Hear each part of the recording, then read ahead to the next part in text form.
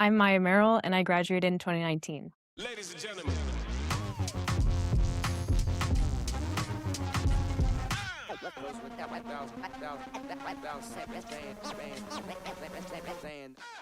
Today's conversation with Maya is brought to us in part through the ongoing support of 2008 graduate Matt Cox and his company Saucetown Properties. If you or anyone you know have a house you want to sell, or if you're just looking to dip your toes into investing and understanding the world of real estate, check out the Saucetown Investor blog and podcast to hear directly from Matt and his team. You can also go to saucetownproperties.net to get more information today. And today we are joined by 2019 graduate Maya Merrill. Years at South were full of choir and swim and water polo. She was the French Honor Society president. She was a member of our environmental club, our leadership crew, DECA, and even track. And after graduating, Maya spent a year teaching English in France. She earned the presidential scholarship to attend the University of Oregon Clark Honors College, where she graduated Summa Cum Laude with a degree in product design and minor in global service and science communication. While at U of O, she served as the art director and illustrator of the campus magazine. She designed posters for the Duck men's basketball team, and she even did a design internship in Tokyo. Since graduating from U of O, she taught design in Cambodia as a Princeton in Asia fellow and served as the branding and communications director for an international conference in Cambodia. Maya's now back in Salem working remotely for a startup and doing freelance design and video work. She just launched a product design project that I can't wait to hear more about. So Maya, welcome to your time in the spotlight. We're so pumped to hear about you and your story. Let's start with that design project. What can you tell us about that? Yeah, so I had this idea for this product that I came up with in like 2020, but I never really did anything with it after working on it in school. And then I recently put it on KickStarter. It doesn't have a ton of funding right now, but I think it's just good to continue putting energy into something that you care about, even if you started it a long time ago. The product is this solar panel laptop shade.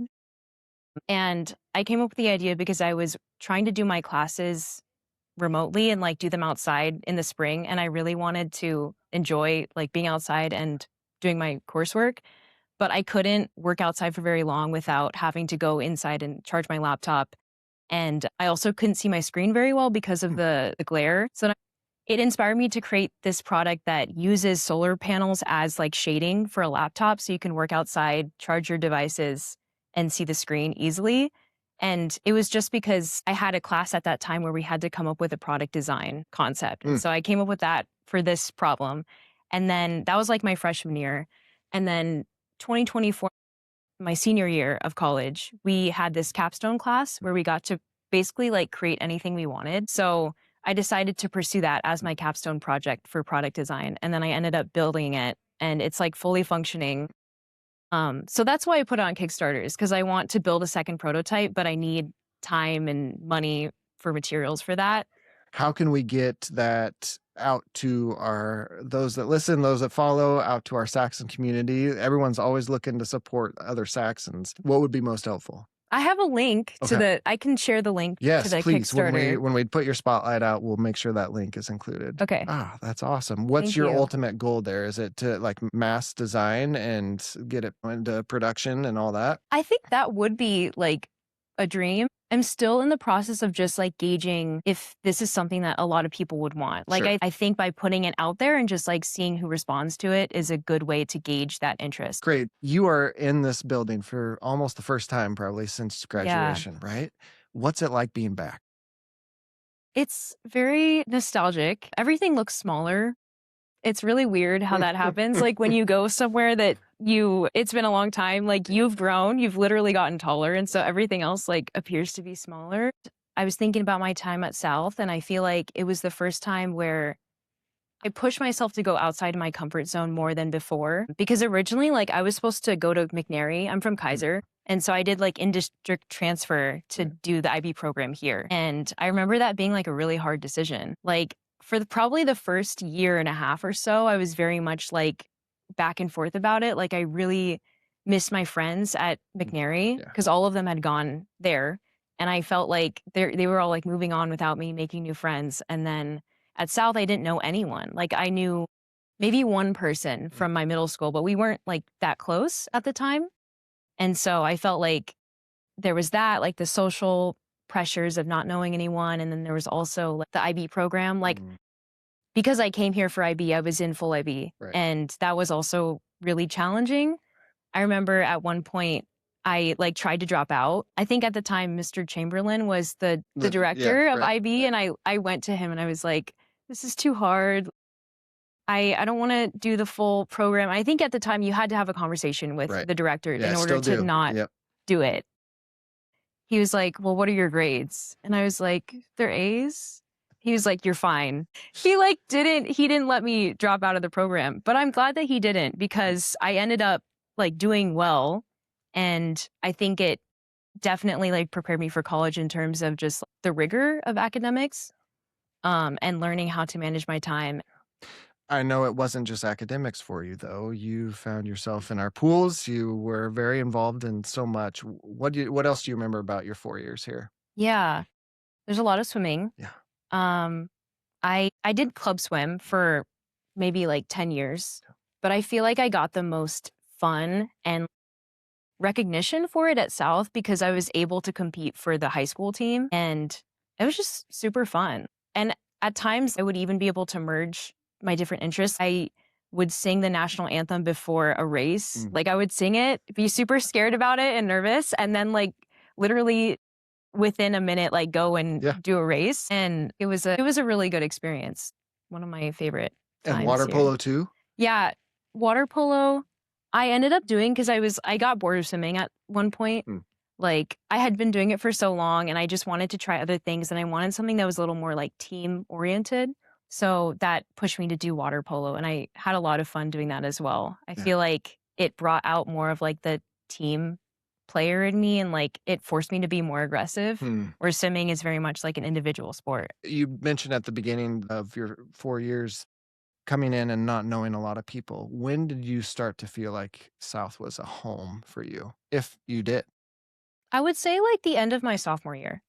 I think is when I started feeling a lot more grounded here. And I feel like what helped me was getting involved in my interests, really enjoying art.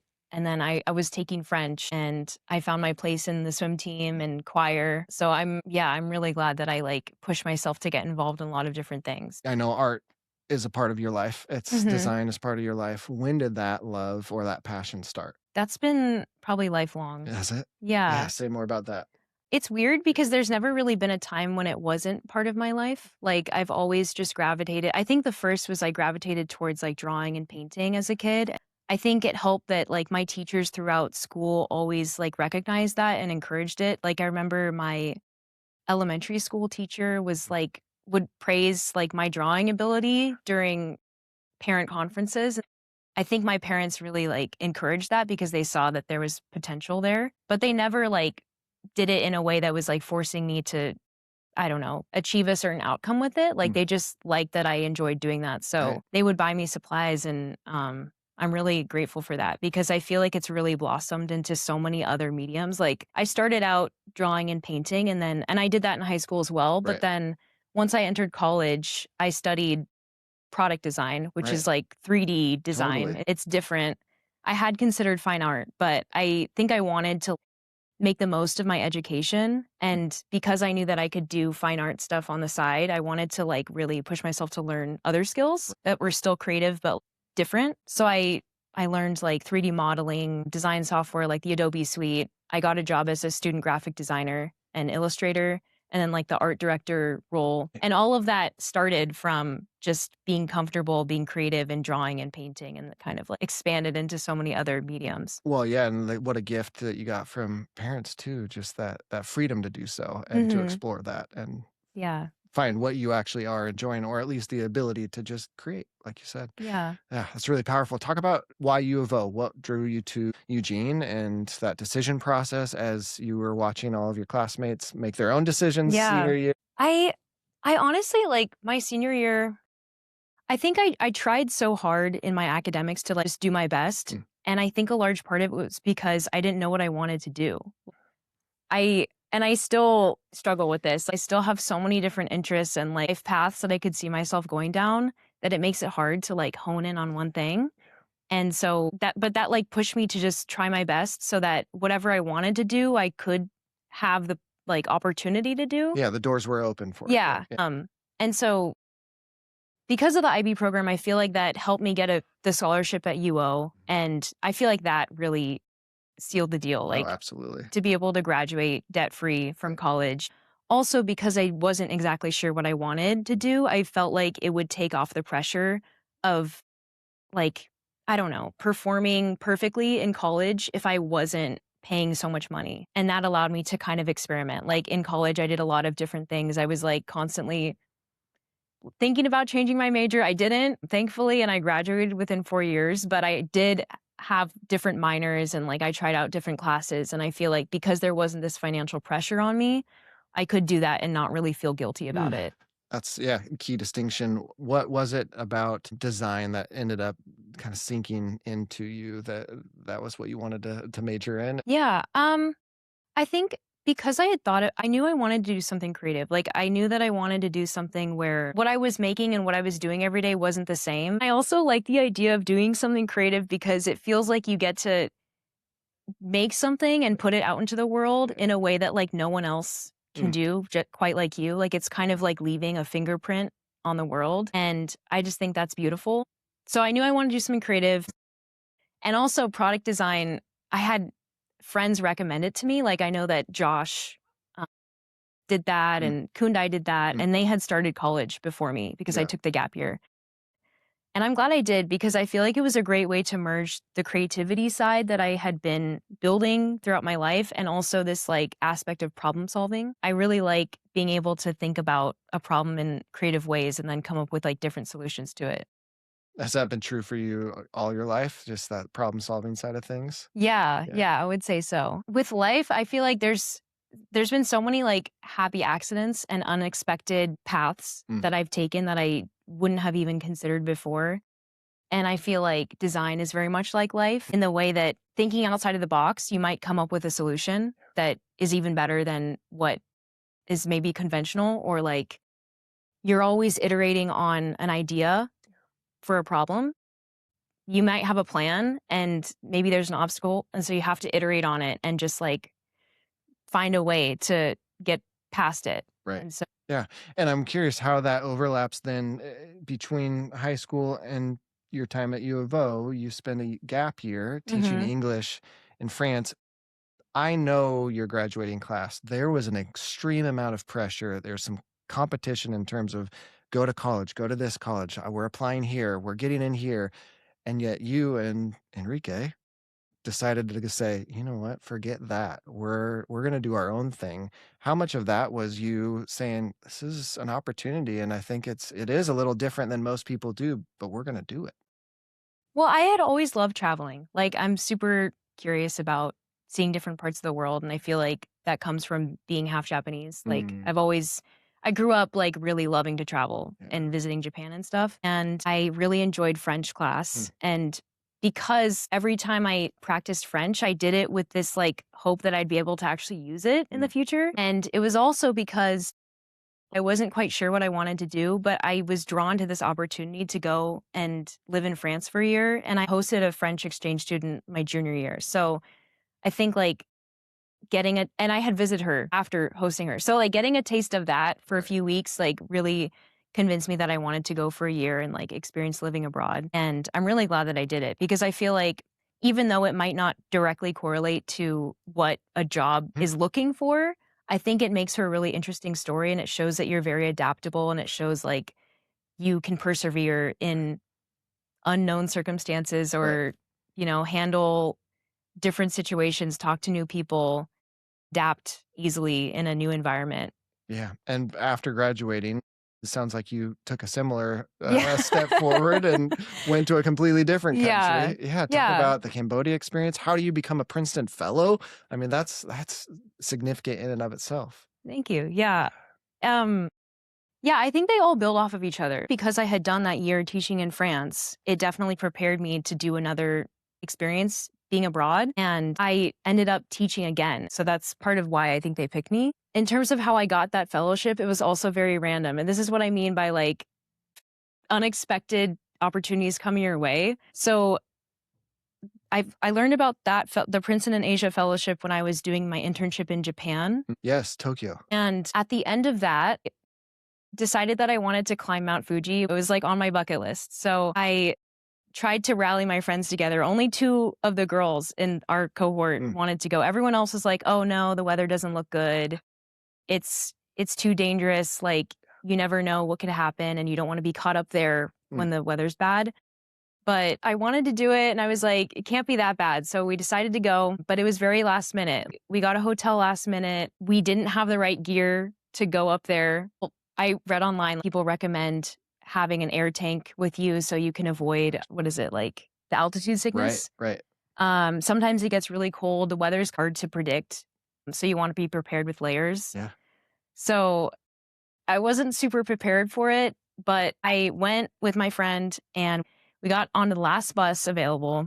There wasn't enough room for her and I to sit next to each other. So I ended up sitting next to this random guy. And then we just like started talking. And I remember telling him about my internship and like how I really enjoyed working in Japan for the summer and I wanted to work abroad again. And he was like, you should apply for this fellowship that I did after I graduated. So it's called Princeton in Asia. And so I wrote it down in my notes app on my phone on the bus. I did the hike and it ended up actually being a perfect day, by the way. So I'm glad I trusted my gut to go. Everything worked out. Like it was a beautiful day. And then when I started my senior year, I applied for the fellowship and then I got it. You got it. Yeah. And how was your time in Cambodia?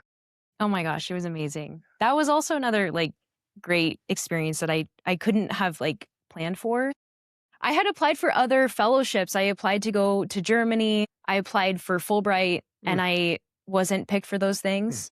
So I was like, I don't have a plan anymore for after graduation. I was really nervous about it because I guess I wasn't ready to get a job. So, and then they ended up matching me with a school in Cambodia because of my background in design and also like teaching abroad. It was the perfect match. And I'm so glad that I was placed there. Like, I think it was the best place I could have ended up. It was just a really special school. Like, basically, it started out as a foundation where this really wealthy guy came to Cambodia, wanted to start a school to kind of like rebuild after the Khmer Rouge and just invest a lot of money into like a quality education for kids.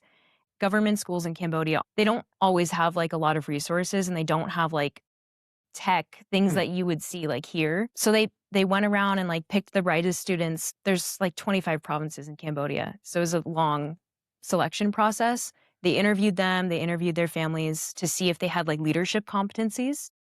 And they chose them and like basically gave them full funded education. So they like fully paid for their boarding and their education to come and study at Liger Leadership Academy, which is where I taught. Was there pressure in that? Like knowing that that's what it took to get those kids there. Now you're I know. the one that's supposed to provide a Yeah. It was weird because, and like such a cool place because like they are very high performing and very smart, but it's like in such a playful way. And I think it's exactly what school should be like. Like it showed me the blueprint for like what education should be like. And I never thought that I would be discovering that through this fellowship or in Cambodia, like of all places. But I was teaching them everything I learned in college and they were picking it up, which made me feel kind of stupid. I was teaching them, I was teaching my 8th graders Rhino 3D modeling, which I remember like struggling with my freshman year, along with all of my classmates. Like we were like, oh, I hate this. And my 8th graders were just picking it up like that. And I was like, wow. Honestly, I don't feel like it was a ton of pressure. I think in the beginning I was a little bit nervous because I had to design all my own classes and I'd never done that before. Like the job in France was very much me assisting with like conversation. And it's like, okay, well, I know how to speak English. Like I don't know. It wasn't as much pressure. Whereas this, I had to design my own classes, like learn how to teach the tools that I had learned. And in a way that was like, for 8th graders and 7th graders where English is their second language. Fascinating. But it was actually really fun. Like, I'm so glad they gave me that independence. And I think that's another thing I love about the school is like they give the teachers so much trust and independence. It doesn't feel like they're being micromanaged.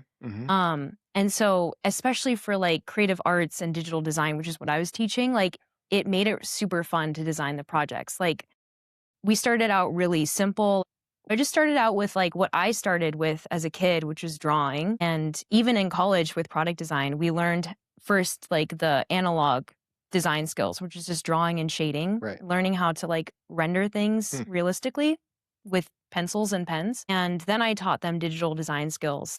And as I saw like how quickly they picked things up, I then realized I could do more creative projects that kind of involve the outside world. So after teaching them like graphic design, illustration, Photoshop, video editing, we had these other classes with the eighth graders that were more focused on like making an impact outside the classroom, which is another thing that I want to see more of in early education. Right. But it very much unlocked like this passion for teaching and creating at the same time and being able to like mentor students and let them find their own creative voice, I guess, or like their favorite mediums and stuff. Yeah, I see it. It's so authentic in you and it's so genuine in the way that you describe it too. Yeah, that's really neat. And I think it's a Thank you. perfect segue to our big three questions. And these three questions are brought to us through support of the Saxon Success Fund. The Saxon Success Fund is a nonprofit organization that raises money to invest in our school and our students through capital improvement projects, college scholarships, all with the goal and purpose to transform South High from one of the best schools in the state to one of the best schools in the nation. And again, we just want to thank our many alumni and community supporters for the Saxon Success Fund. If anyone listening wants to get involved, they can go to saxonsuccessfund.org for more information. So I'm going to flip the questions, Maya. Question 3, we'll start with that because I think you've already hit it in some pretty profound ways. But question 3, if you could transform South High or the version you remember it being, or public education in general, if you could transform it in one significant way, what Oh my would you gosh. change? Or Only one? give me a few. If you, Okay. yes, Um, we'll take them all. I think just like the exposure to real world Mhm. experiences and applying your skills in the real world. I feel like that's what I loved about the school that I taught at was like they really pushed the kids not to achieve a certain outcome, but more just to be comfortable trying and failing Mm. in the real world Mm. and to speak to real people and see the impact of their projects and their solutions and to like just try them out. Like, which is so much, it's so much like design thinking, like where you have to just make something and then try it and like see how it fails or what to improve about it and then try again. And part of that is also like gaining exposure to what kind of careers there are out there. I think South like tries their best, of course. There's like great counselors for that, but I think that on a more systemic level, like getting more exposure to like how many broad range of careers there are and what the possibilities are. Cause I feel like even now I'm like learning about roles that I didn't even know existed. So true. Question 2, if you could go back and give the high school version of Maya any advice, is there more that you'd add to that, what you just Yeah. shared? Yeah. I would say in addition to that, like maybe push yourself out of your comfort zone more. I feel like once I found the things I was good at, I kind of stuck to those things and that's good. Yeah. Like I think it's good to go deeply into something.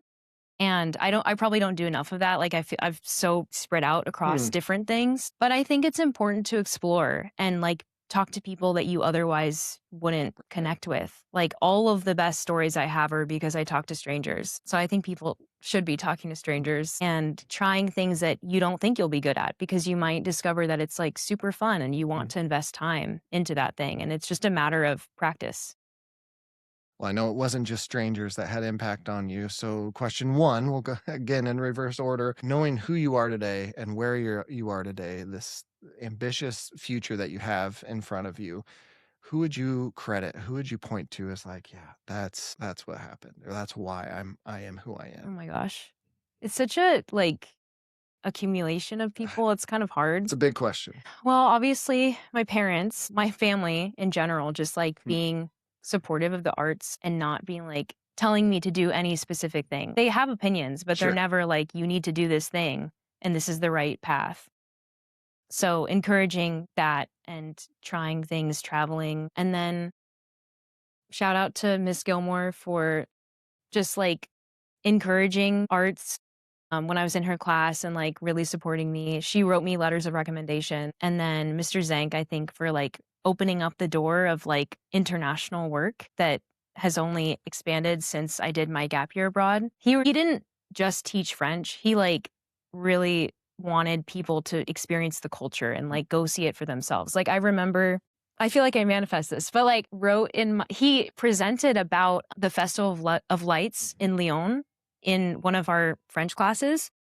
And I remember like writing it down in my notebook and being like, I want to see that. Like, I want to go there. And then when I did my gap year, I traveled to Lyon and went to the Festival of Lights. And I was like, wow, it happened. What else are you manifesting? Because I feel like you've spoken truth into so many different ways, areas of your life. Like, what am I Yeah, wanting to do in the right now, future? like, yeah, what do you see? Well, I do want to continue doing illustration. I realized in college that I love doing that. And so I'm trying to do that more. I got to like illustrate for the men's basketball team, and that was a really cool opportunity. And so I just want to do that more because I really enjoy that. And I think also in Cambodia, I realized that like I want to design a larger scale. So I am looking into maybe like pursuing architecture or things that are more around spatial design. Right. Because I saw like a lot of cool development organizations in Cambodia doing that kind of work. And I actually got to design a class around that as well. Like I took my students to go to a floating village. Have you heard of that? No, I haven't. No? Say more. Okay, so basically it's a really well-known area or like group of floating villages is in Cambodia and Siem Reap. And it's just like people that live literally on the Tonle Sap Lake on like houses made of bamboo and plastic barrels. And they're completely like floating houses. And I think it's like part of them not being able to access land and live there because of the government. And also like they're between countries, like between Vietnam and Cambodia. And so I designed like one of my classes around trying to address challenges in floating villages. And I knew that my students would respond well to like this kind of challenge.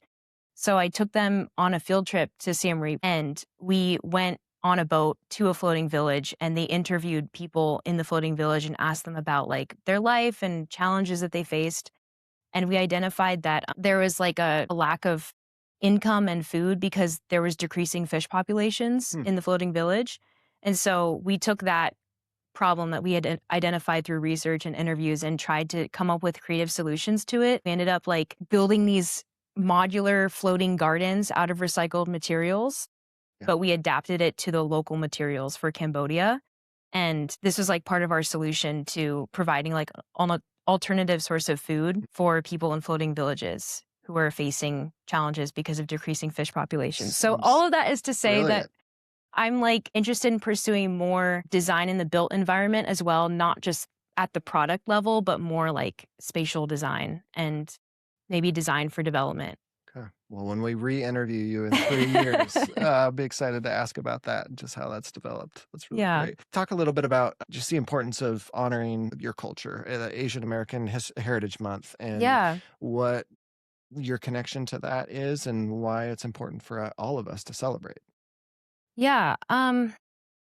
It's kind of hard because I feel like I think I haven't always felt like super connected to being half Japanese. Like, I think that spending time working in Asia was very eye-opening to like different ways of life. And Asia is huge. So it's like hard to, say one statement about what we can learn from Asian cultures. But I think there's just like a lot of generosity and like honoring ancestors that I witnessed when I was in Cambodia. And I feel like that's really important and something that like we can learn from. And it's very much centered around like the community. It's not like the individual. In the US, we're so focused on like individual achievements and like I got here on my own, started from nothing and like built my own way all by myself and am so productive and I achieve all these things. Whereas in Cambodia, it's so much more focused on community. And even the students that I taught, they place so much pressure on themselves to achieve and do well in school so that they can provide for their family. It's not about their individual egos. And then when I was in Japan, I also experienced so much generosity and like community. I think we can learn from like just being very considerate of others and even the way that like Japanese language is kind of speaking to the way that the culture is. Like there's actually a lot that's left out of sentences and it's very like context based because the culture expects people to be aware of their surroundings and read the room. Like my mom likes to say, read the air. And it just means like being super self-aware and like conscious about how your actions impact other people and trying to accommodate that and like just be a better person for the community. Appreciate you saying that. And that's, yeah, it's just profound statement, and it shouldn't be. That should be something that is so natural in what we're doing as Yeah. human. That community piece and community-minded piece, I think, is just so critical, especially these days. I see the the individualism all over the place, Yeah. and how that can then impact so much. It's a hard balance though, like, Yeah, and there's obviously challenges in Japan, like people, not being able to express themselves and maybe like mental health issues because of the work mm, environment and the expectations. But I think we can find more of a balance. yeah, And I think that there obviously like people should express themselves and like have their own goals. But I think being grounded in community is just so beneficial. yeah, yeah, yeah.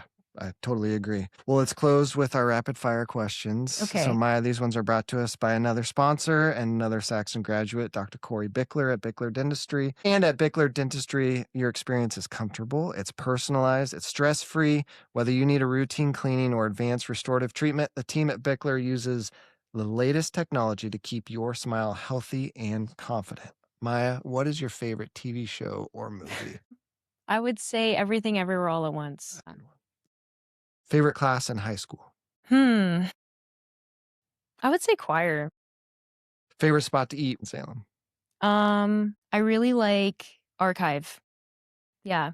They've got good food and yeah. Do you have a Just a go-to when you're there? Honestly, when I go there, I mostly get like a martini, like Mm, an espresso martini. So yes. not necessarily the food. That's great. What do you think the class in high school you used the most in or college? I think French. Yeah. Like if I'm thinking about real world Mhm. application and like directly translating Right. from what I learned in high school, because I didn't take a French class in college. So all of my French knowledge is from high school, but I was able to like live and work there for a year. And then even when I went to Cambodia, there's actually a lot of French speaking people in Cambodia. So I got to connect and like speak in French with people there too, which I didn't expect. That's amazing. Any other shout outs you want to give? Hmm.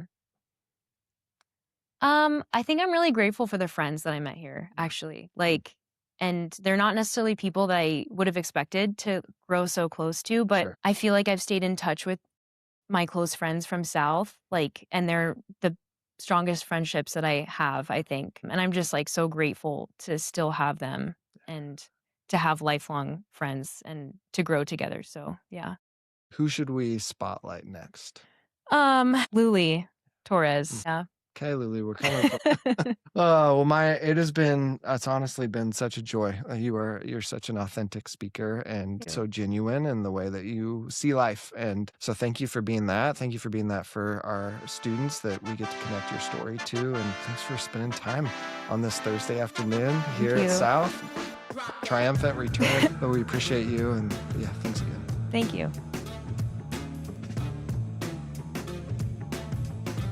That does it for our conversation with Maya. Maya, thanks so much for your time. And for those of you who want to support Maya and her Kickstarter fund, please use the link in the show notes to be able to access that and show her all that Saxon love. Thanks, as always, to the Saxon Success Fund. Thanks to Matt Cox at Sawstown Investments. Thanks so much to Dr. Corey Bickler at Bickler Dentistries. And thanks to all of you for tuning in. As always, go Saxons. Have a great week.